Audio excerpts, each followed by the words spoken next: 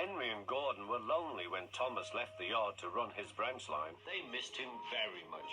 They had more work to do and had to fetch their own coaches.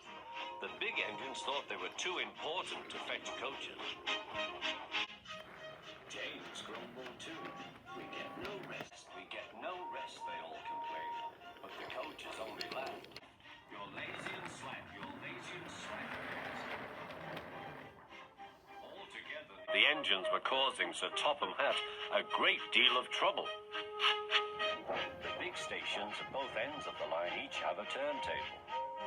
Sir Topham Hatt had made them so that the tender engines can be turned around because it is dangerous for them to go fast backwards.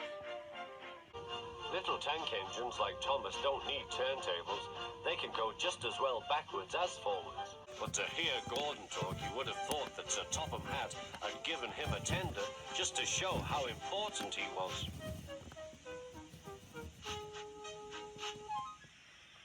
You don't understand, little Thomas. We tender engines have a position to keep up. It doesn't matter where you go, but we are important. And for Sir Topham Hatt to make us do shunting, fetch coaches, and go on some of those dirty sidings, it's not the proper thing. Thomas chuckled and went off with Annie and Clarabelle. Disgraceful, Gordon hissed as he ran backwards to the turntable. The turntable was in a windy place close to the sea, and if he was not on it just right, he put it out of balance and made it difficult to turn. Today, Gordon was in a bad temper, and the wind was blowing fiercely. His driver tried to make him stop in the right place, but Gordon wasn't trying. The fireman tried to turn the handle, but Gordon's weight and the strong wind prevented him. It's no good, they said at last. Your big tender upsets the balance. If you were a little tank engine, you'd be all right. Now you'll have to pull the next train backward. Look, call some boys. There's a new tank engine. Oh, it's only Gordon back to front. Hello, called Thomas. Playing tank engines? Sensible engine. Take my advice. Scrap your tender and have a nice bunker. Gordon said nothing. Even James laughed when he saw him. Take care, hissed Gordon. You might stick too. No fear, chuckled James.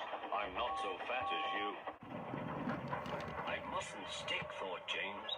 He stopped on just the right place to balance the table.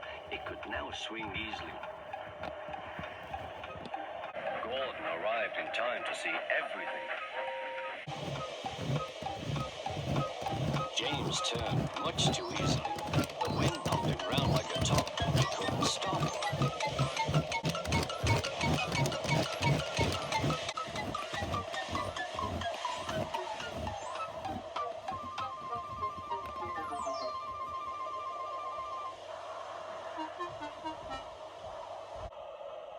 Well, said Gordon. Are you playing roundabouts? Poor James, feeling quite giddy, rolled off to the shed without a word.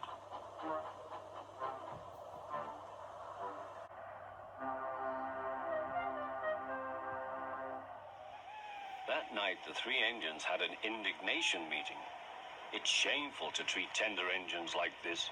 Gordon has to go backwards and people think he's a tank engine. James spins round like a top and everyone laughs at us. And to add to that, Sir Topham Hatt makes us all shunt in dirty sidings. Listen, said Gordon. He whispered something to the others. We'll do it tomorrow. Sir Topham Hatt will look silly. The engines had decided to go on strike. Hi everyone, it's Thomas. If you like this episode, hit the subscribe button or send a comment and let me know what other big adventures you would like to see. And remember, little engines can do big things. See you next time.